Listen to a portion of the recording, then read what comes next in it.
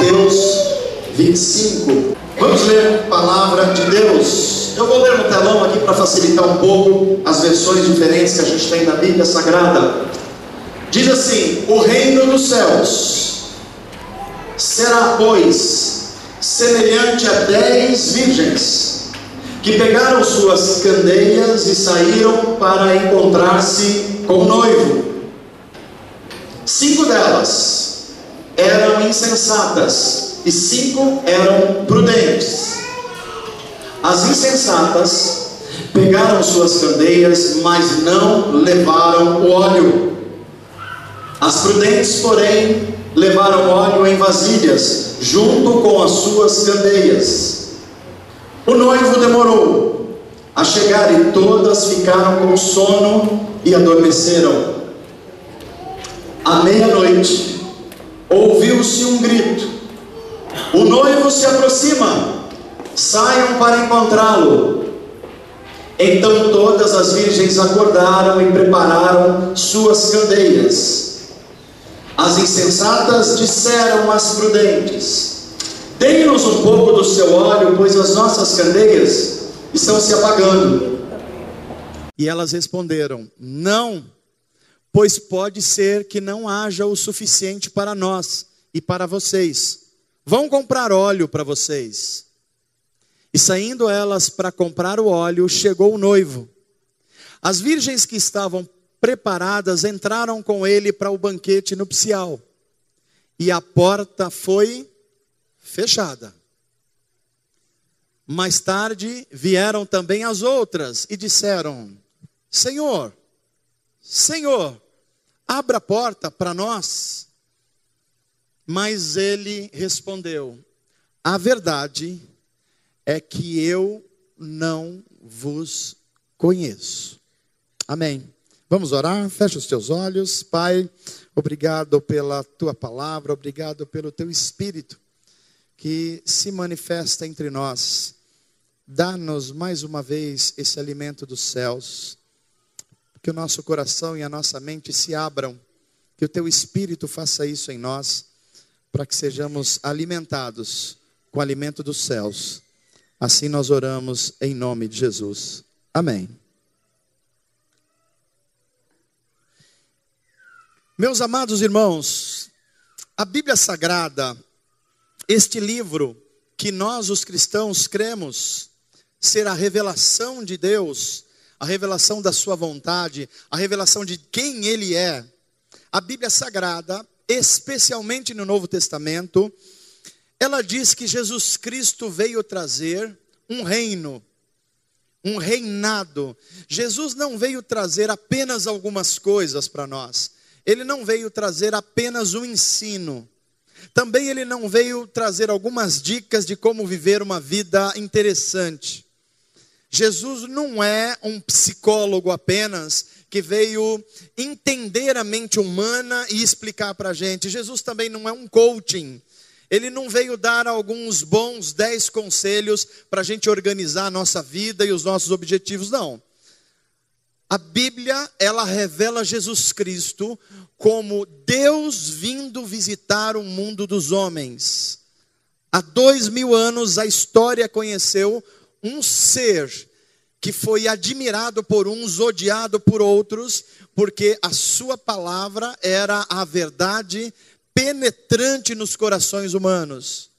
Mas então o que é que Jesus veio trazer? Como os batizandos falaram aqui agora já, batizados, Jesus Cristo veio trazer um reino. O que é o reino que Jesus veio trazer? É o governo de Deus sobre a vida. É o governo de Deus sobre todas as coisas. É a vontade de Deus se estabelecendo sobre todas as coisas. E Jesus se utilizou de muitas histórias para explicar como é que esse reino aconteceria. Porque nós estamos vivendo o reino das trevas. O que significa o reino das trevas no mundo? Significa que cada ser humano tenta viver a vida da sua maneira. Cada teoria política tenta ensinar um tipo de vida. Cada filosofia humana tenta dizer que esse é o modo certo de viver. Mas Jesus não veio trazer mais uma filosofia, ele veio revelar a vontade de Deus. E a vontade de Deus é explicado como o reino de Deus que entra na história humana. Só que para explicar esse conceito que é espiritual, que entra para dentro do ser humano, Jesus contava histórias. E uma dessas histórias estão registradas em Mateus 25. Que história é essa? Jesus conta a história de um casamento judaico. Como é que acontece um casamento judaico? Diferente da nossa cultura brasileira, no casamento judaico, as festas, elas demoravam uma semana.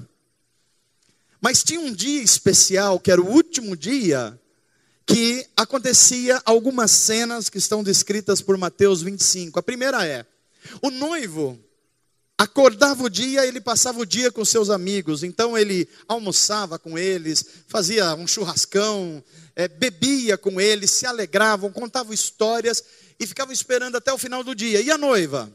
A noiva estava na casa dela, na casa dos seus familiares, e estavam também com as suas colegas, as suas amigas, que são essas virgens que aparecem aqui, que a gente poderia chamar assim de damas de honra. Eram 10, eram as amigas mais próximas.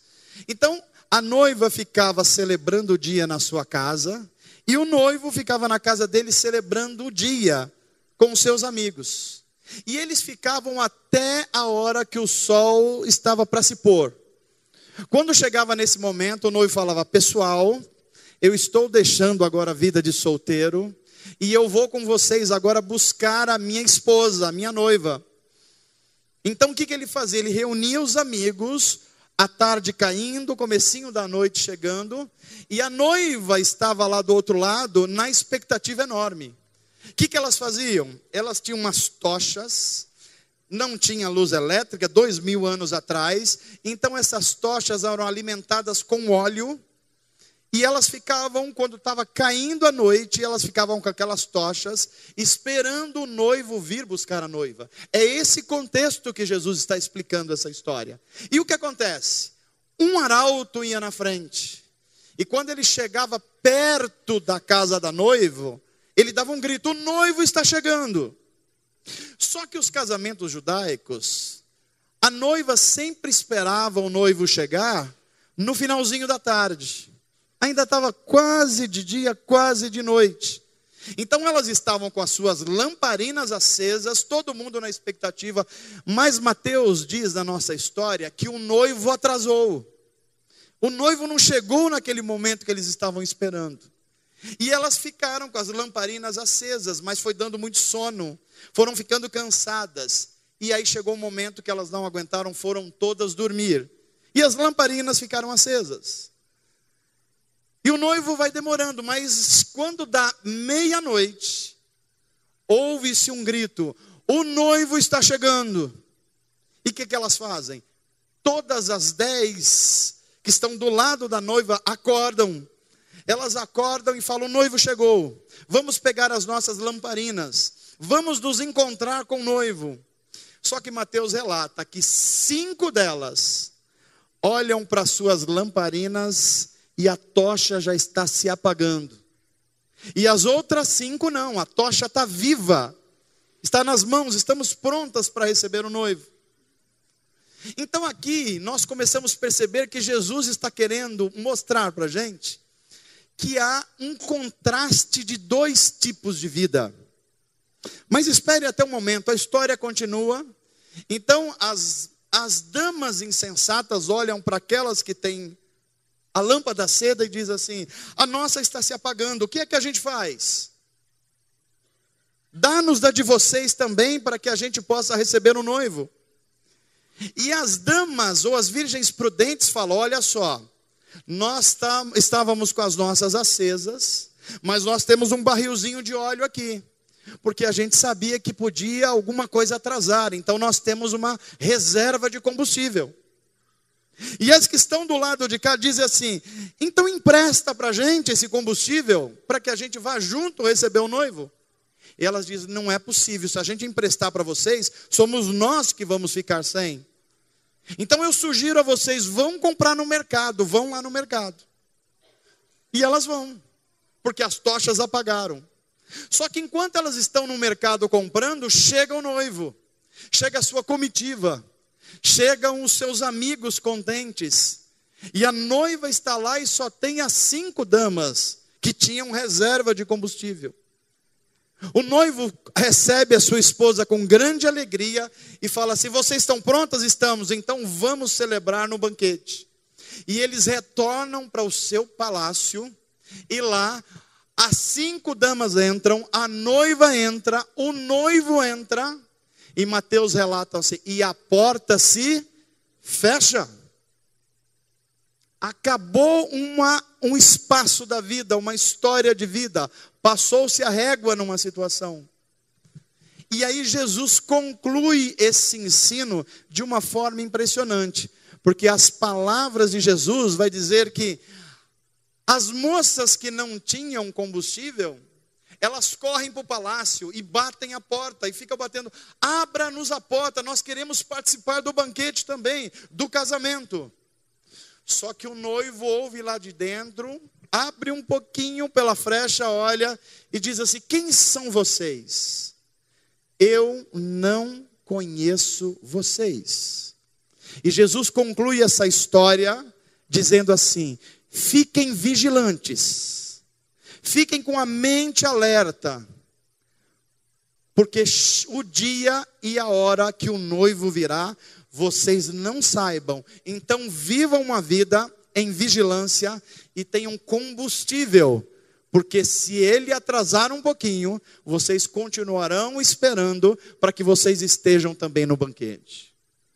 Uma história comum do Oriente Antigo.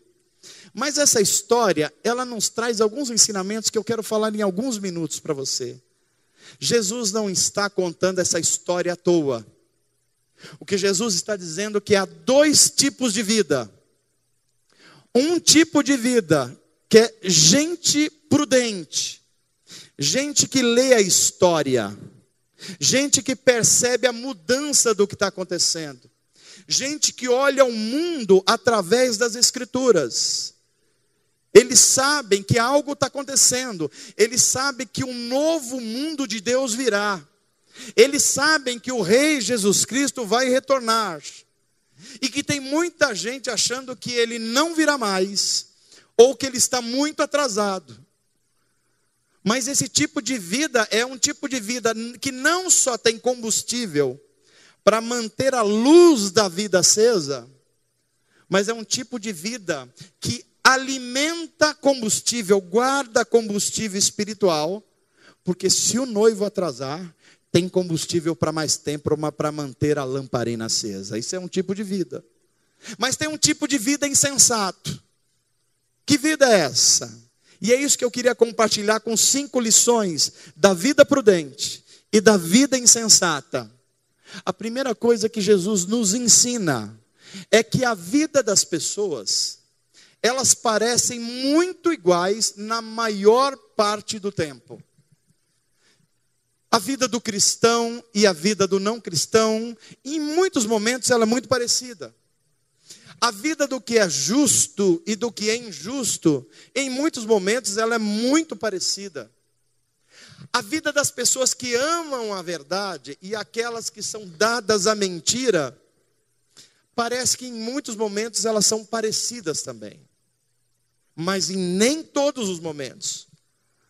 E a lição que Jesus nos dá é: uma vida prudente é uma vida que vive em vigilância, mesmo quando parece que as coisas estão iguais. Quem vive essa vida vigilante através das lentes da palavra de Deus, não se engana com isso. A segunda coisa que nós vemos Jesus nos ensinando como princípio é: todos se cansam na caminhada da vida. E todos chegam a um momento que estão tão cansados que adormecem em algum aspecto da sua existência. Eu sei que todos nós, através da Bíblia Sagrada, através da vida de Jesus, nós sabemos que nós precisamos fazer o bem. Você não sabe disso? A gente precisa ou não precisa? A gente precisa ser justo? A gente precisa ser paciente? Mas às vezes, ser paciente não cansa. Cansa ou não cansa, gente? Ou é só eu? Tem hora que você é paciente com alguém uma vez, 2 vezes, 3 vezes. Na quarta, você já está quase querendo pegar a pessoa pelo pescocinho e falar: você não entendeu a vida, não? Fazer o bem é uma necessidade, a gente precisa. Mas, gente, fazer o bem cansa. Você ajuda o seu cunhado uma vez. Aí aí você ajuda a segunda vez. Aí o sujeito, aí na terceira vez, o que você está querendo fazer com o cunhado? Uma oração, né? Uma oração imprecatória. Leva ele, Jeová. Leva esse peso da minha vida. Porque cansa. O que Jesus está ensinando é que todos nós que estamos na lida da vida, a gente se cansa também. Olha o terceiro ensino de Jesus. Mas chega um momento que parece que está tudo igual para todo mundo, que todos nós nos cansamos de fazer as coisas, que acaba o combustível emocional e espiritual da vida. Você quer ver como começam a aparecer a diferença de 2 estilos de vida? Um estilo de vida insensato e um estilo de vida prudente. É quando começa a acabar o combustível da vida. Na história contada por Jesus, as 10 virgens, as 10 damas, pareciam tudo igual. Até que quando chega a meia-noite, elas olham para suas tochas e umas percebem que a tocha está apagando e elas não têm mais óleo para colocar de novo lá. Mas as outras têm. E as outras continuam a sua história de vida. O que nós precisamos entender aqui é, por que é que os cristãos se reúnem como igreja? Por que é que nós lemos a Bíblia Sagrada e nós não só lemos, como nós pedimos para o Espírito de Deus fazer verdade isso no nosso coração? Por que a gente serve com os nossos dons uns aos outros? Porque a gente está colocando combustível na alma da gente. E se você não tiver combustível em determinados momentos da vida, você vai começar a apagar. Você vai apagar o seu ânimo. A sua fé vai apagar. A sua confiança e esperança em Deus e na vida vai começar a diminuir, porque o combustível está apagando, está acabando, e você não tem reservas. Veja se não é realidade isso para você. Nós que somos cristãos, nós nos reunimos aos domingos, às vezes num grupo pequeno, mas passe 3 domingos sem se reunir como igreja. O que vai acontecer com o seu ânimo? O que acontece, gente? Você fica com mais vontade ou menos vontade? O Faustão fica mais interessante, apesar de ser ruim o Faustão. Videocassetada fica tão legal, e aquela bobagem que passa todo domingo, todo ano, não muda nada. Mas as coisas bobas da vida, as bobagens vão ficando mais interessantes do que é o centro da vida. Por quê? Porque acaba o combustível. Porque a gente não passou no posto espiritual. Porque a gente não recebeu a palavra de Deus. Porque nós não cantamos juntos. Porque nós não revivamos a fé um dos outros. E é por isso que Jesus está dizendo: a vida vigilante é aquela vida que mantém combustível de reserva. Por quê? Porque na hora que acabar de todo mundo, vai aparecer a diferença entre uma vida sensata e uma vida insensata. Amém, gente? Tem mais sabedoria de Jesus. E aqui talvez seja as coisas mais importantes estão chegando. Quando as virgens ficam sem o combustível para as lâmpadas, o que elas falam para as virgens que têm? Ei, pessoal, empresta para a gente. Empresta combustível para a gente, que as nossas lâmpadas estão apagando. E talvez aqui comece a surgir a beleza maior do ensino de Jesus. Porque quem são as damas? As damas são aquelas que têm intimidade com a noiva e intimidade com o noivo. São os melhores amigos, são os mais próximos. São aquelas pessoas que eles querem juntos no momento especial da vida deles. Só que começa a faltar o combustível. E esse combustível, não é difícil você perceber que ele se chama intimidade. É aquelas coisas que você não empresta. Intimidade a gente não empresta. Sabe, quando a gente quer transformar em coisas materiais aquelas coisas que não são materiais?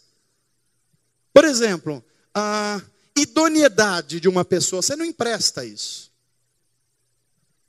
Quando uma pessoa tem um caráter santificado, não adianta você falar, me empresta o seu caráter aí. Não dá para fazer isso, não dá. Quando uma pessoa ama a verdade e a outra não adianta ela tentar se passar por aquela que ama a verdade, porque essas coisas não são transferíveis. E Jesus começa a nos ensinar aqui que a nossa vida, ela vai se tornando mais poderosa e com mais combustível quando nós desenvolvemos relacionamento com Deus e com as pessoas. E isso você não substitui. A sua vida com Deus não é a mesma vida do seu pai com Deus, que não é a vida do seu pastor com Deus, que não é a vida da sua esposa com Deus. Essas coisas não se emprestam. Ou você tem intimidade com Deus, ou você não consegue emprestar com ninguém. As virgens tentaram emprestar a luz da intimidade, mas não era possível. Porque se alguém tenta emprestar, fica sem. E os ensinos de Jesus continuam, que ele começa a revelar aqui que o combustível da vida, aquilo que não pode faltar em mim e não pode faltar em você, é uma coisa muito especial que é o centro do relacionamento da vida cristã. É você conhecer o coração de Deus. Não tem nada mais importante na sua vida e na minha vida do que conhecer o coração de Deus, ou conhecer a vontade de Deus, ou conhecer a lei de Deus. Isso é o centro da vida. Agora, quando nós pensamos assim, nós lembramos a pregação de ontem. Quem estava aqui no dia de ontem? Faz assim com a mão. Vamos ver se vocês estão atentos. A pregação de ontem, feita pelo Ronaldo Bezerra, foi em que livro da Bíblia? Jeremias, livro do profeta Jeremias. Quem é Jeremias? Jeremias é um dos profetas mais intensos da Bíblia. Um profeta que apanhava toda vez que falava a palavra de Deus, porque ele falava a verdade e a sociedade não estava querendo ouvir a verdade. E que capítulo do livro de Jeremias foi lido ontem? Agora eu quero ver. Essa gente está crente. Capítulo 9, capítulo 9. Seria demais pedir o verso? Essa gente está prestando atenção no culto, na mensagem. Jeremias 9, 23 e 24. E o que diz esse texto? Assim diz o Senhor: não se glorie o sábio em sua sabedoria, nem o forte em sua força, aleluia, nem o rico em sua riqueza, mas quem se gloriar, glorie-se nisto, em compreender-me e conhecer-me, pois eu sou o Senhor e ajo com lealdade, com justiça e com retidão sobre a terra, pois é dessas coisas que me agrado, declara o Senhor. Amém. Você pode aplaudir ao Senhor com alegria? É isso?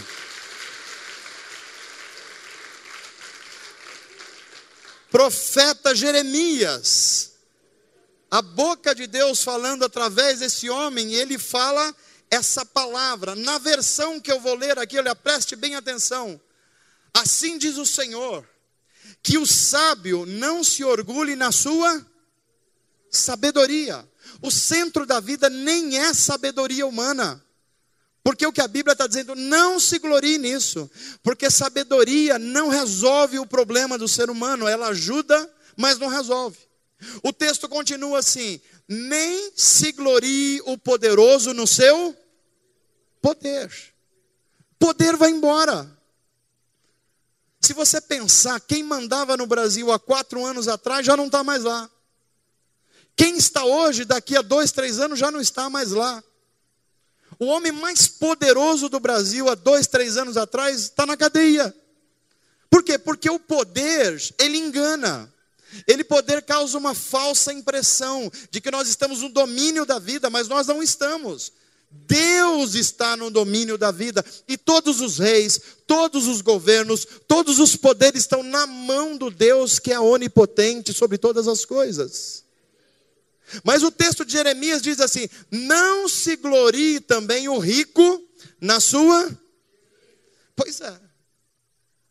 Você deve perceber ao seu redor pessoas que acumularam coisas, que se tornaram poderosas pela riqueza, mas daqui a pouco uma coisa deu errado, a empresa quebrou, a política não deu certo, a economia deu errado, e aquilo tudo que era estrutura para a vida, agora tem gente pulando do 10º andar, não sei de onde, gente querendo se suicidar, gente dizendo que a vida acabou. Por quê? Porque a sabedoria da vida não está aí. Mas o profeta Jeremias continua dizendo, a boca de Deus falando através dele: aquele que deseja se orgulhar. É como se ele dissesse assim: olha, você quer se orgulhar de alguma coisa mesmo? Não é na riqueza, porque a riqueza vai passar. Não é nem em conhecimento e sabedoria, porque isso também não vai resolver tudo.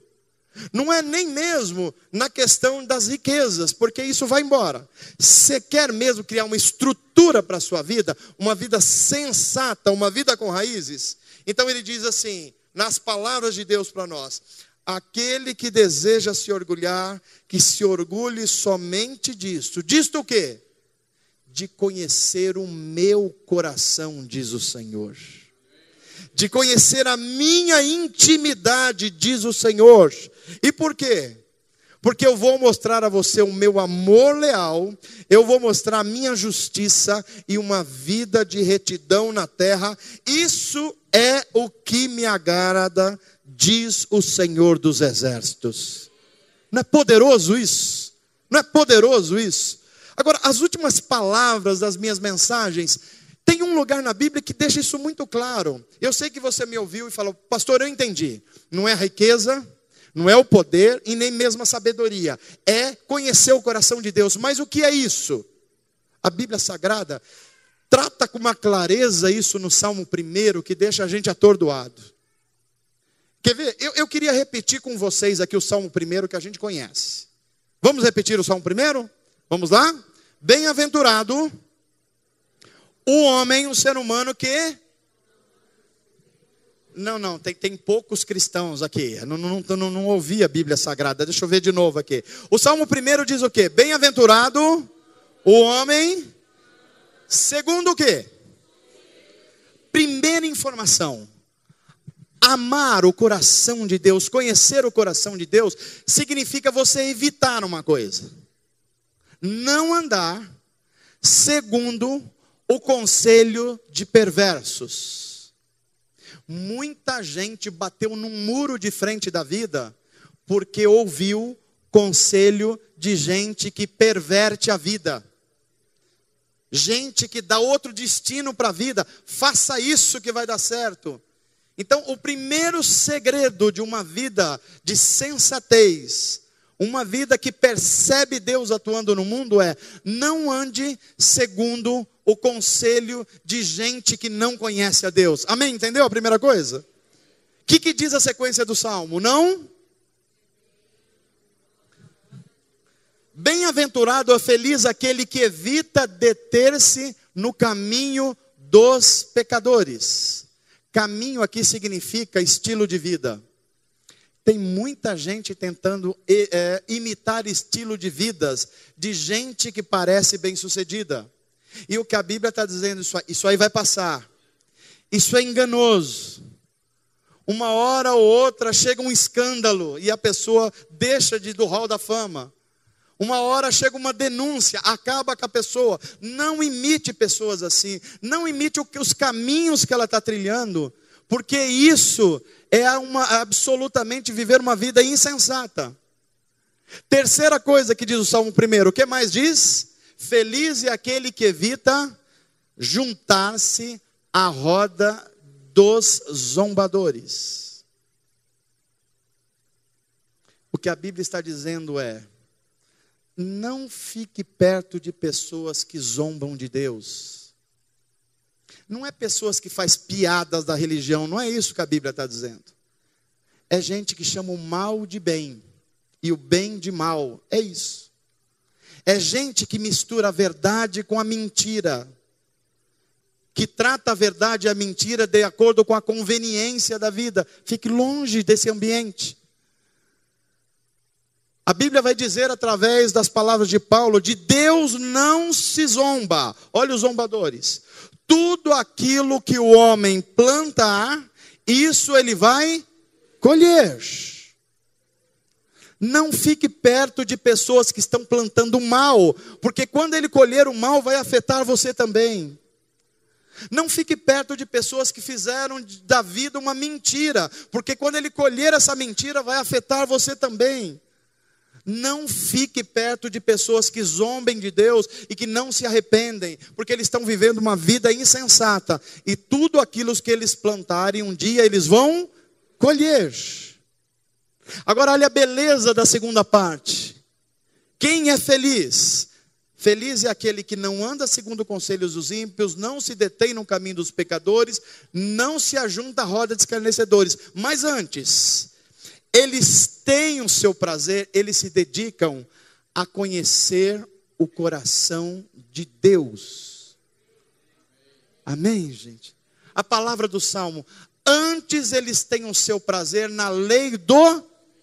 E nessa lei, eles têm tanta paixão por isso, que eles meditam de dia e... Está o segredo da vida aqui no Salmo. O segredo, o centro da vida, é você conhecer a vontade de Deus. Conhecer o coração de Deus, revelado na sua palavra, nas escrituras, na lei do Senhor. E nessa lei vive de dia e de noite. Agora há uma comparação, aqui eu termino a mensagem de hoje. Por que é que a Bíblia manda a gente fazer isso? Porque tem um contraste de vida agora. Aquele que é justo e vive uma vida de sensatez, e aquele que é injusto e vive uma vida de insensatez. Porque o Salmo vai dizer, esse que descobriu o coração de Deus, ele será como uma árvore plantada. Ninguém arranca ele da vida. Ninguém tira ele dos propósitos de Deus. Junto a ribeiros de... O que acontece com uma árvore que está perto do ribeiro de águas? Ela está viva, ela está viçosa, ela tem folha, ela tem fruto, ela está absolutamente viva. Pode vir tempestade, pode vir o que está, ela está lá, firme e forte. Cujas folhas não caem. E tudo o que fizer prosperará. Percebe o que é a vida? Que conhece o coração de Deus. Agora olha a vida insensata. Não são assim os perversos. Não são assim os ímpios. Como é que eles são? Eles são como a palha. Olha só, uma vida é como a árvore plantada. A outra é como a palha. Qual é a diferença da árvore e da palha? Deu um vento forte, o que acontece com a árvore que está plantada? Continua lá. Mas o que acontece com a palha? E o texto fala, assim são os ímpios. Eles são com a palha que o vento espalha. Eles não têm raízes. Eles não têm algo que os sustente. É uma vida insensata, eles não têm combustível. Eles não são dotados por Deus de um relacionamento de intimidade. Eles não conhecem o coração de Deus. Agora olha que beleza, a Bíblia vai dizer que Jesus Cristo é o Filho amado de Deus. O que significa isso? Significa, se você fosse tirar uma radiografia do coração de Deus, que deve ser conhecido, lá estaria a foto de Jesus Cristo, Jesus de Nazaré. Sabe o que significa isso? Que conhecer o coração de Deus significa você conhecer profundamente o Filho de Deus, Jesus Cristo. Significa você conhecer profundamente o que Ele ensinou. Significa profundamente você entender que o sacrifício dele substituiu o seu lugar na justa ira de Deus sobre a cruz. Significa que agora você não vai viver a vida de acordo com o que você acha, porque o seu coração é enganoso. Mas agora há uma direção do Espírito de Deus que diz assim: você foi comprado por alto preço, viva de acordo com essa nova vida. E sabe que vida é essa? É a vida do reino de Deus. Voltamos ao reino de Deus. O que é o reino de Deus? É quando a vontade de Deus é estabelecida e vivida em todos os lugares e em todas as dimensões da vida. Sabe qual é o desejo de Deus para mim e você? Que você conheça profundamente o coração dele. E é por isso que nós voltamos a Jeremias. Não, o rico não pode se orgulhar da sua riqueza. Por quê? Porque isso acaba. O que tem muito conhecimento não pode se orgulhar disso, porque isso não vai resolver a vida. E quem tem muita riqueza também não. Mas se alguém quer se orgulhar de alguma coisa, se orgulhe de me conhecer e conhecer o meu coração, diz o Senhor dos Exércitos. Aqui eu termino a minha mensagem com a seguinte proposição: um dia eu e você estaremos diante de Deus. Um dia o justo juiz vai retornar, como nós lemos. Um dia todos os homens e mulheres que habitaram esse planeta vão prestar conta das suas vidas. Nós vamos ter que dizer a Ele o que nós fizemos com o nosso tempo. Nós vamos ter que dizer a Ele o que nós fizemos com o que nós tivemos de bens, de recursos, de patrimônios. Nós vamos ter que mostrar e dizer a Ele o que nós fizemos com os nossos dons. E a única pergunta que vai importar não é as conquistas humanas que você teve. Não é o quanto a sua carreira profissional foi um foguete. Não vai importar a quantidade de dinheiro que você tem. A única coisa que vai importar, como importou para aquelas virgens que estavam do lado de fora da porta, é se você é conhecido de Deus. É se você amou conhecer o coração de Deus. É se Jesus Cristo para você não foi apenas um conceito, foi uma realidade que moldou toda a sua vida.